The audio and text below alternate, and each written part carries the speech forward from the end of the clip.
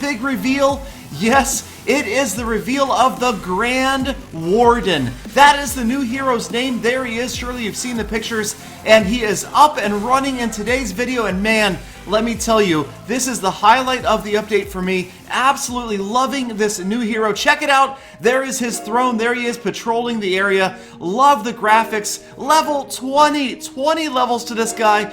Upgraded with regular elixir. He's going to have a ground and an air mode. We're going to see him in action in this video.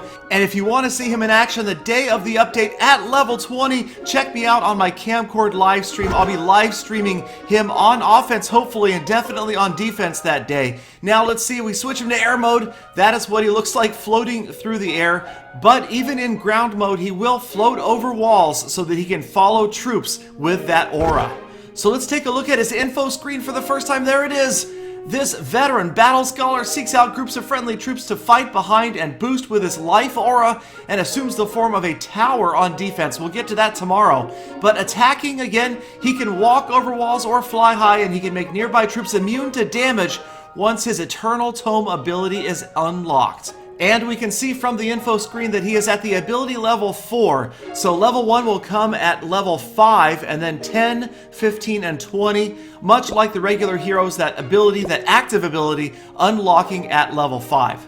So let's watch the Grand Warden in action for the first time and talk a little bit about his passive and active abilities. The passive ability, Life Aura, increases the hit points of every troop in the ability's radius. Now, if the troop does leave the aura, that buff is lost. So here we will see a Dragon Raid, and there, right there, you can see the range of that aura pretty wide. It is going to cover a lot of troops if you can keep him in the general area.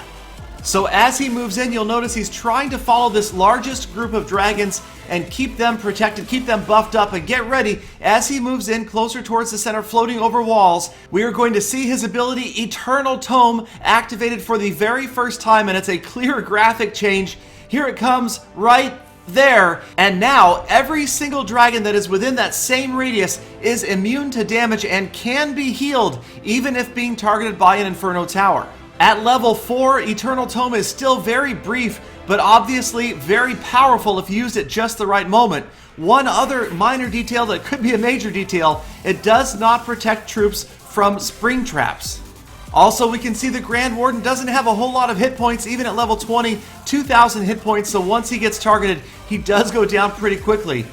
Here we have some footage from a different attack, and this will show pretty clearly the hit point buff to units within that aura's radius. As the archers move in, the archer tower, of course, one-shotting them, but as we put him down, check out the Grand Warden's aura right there. The archers are lasting longer, and now we get a chance to watch his own attack. Love this attack, love the graphic effect of that staff. Not doing a whole lot of damage, but is certainly going to help out. And again, you can also see him taking damage himself, so protecting him from those defensive structures is going to be key. But this is obviously the big buff on attack that we've been waiting for, that should balance out all of the other defensive changes. Both his Life Aura and Eternal Tome seem to have the potential to change the outcome of a raid completely if used correctly. Here we've got a ground raid, units moving in, golems, wizards, witches, P.E.K.K.A, and the Grand Warden following them in right towards the core of this base. And that buff working on everybody in the area. You can see as they get a little bit ahead of him, they will lose that buff, but as the aura extends forward, so does that protection. The free spell goes down, units closing in on the core, on the town hall, and at any moment the Eternal Tome will activate once again. And think about timing this, say with the falling of mortar shells, with the explosion of giant bombs, and of course with the firing of the new Eagle artillery. It will be absolutely critical that you time this just right and get maximum effect. As you saw it there, it made just about every single unit in the raid invincible to damage, including the Grand Warden himself. Another important aspect of the Grand Warden's artificial intelligence is the fact that he will assist by shooting at the building that other units are attacking. Now that may seem like common sense, but you know these heroes kind of have a history of questionable AI, so we'll have to watch that one. But it should help the Grand Warden keep up, clearing those structures and keeping other units up more effectively. Now we do have one more clip of attack footage, and this one will help demonstrate just how effective the aura is, as it keeps the skeletons up that are summoned by the witches as they face the multi-target Inferno.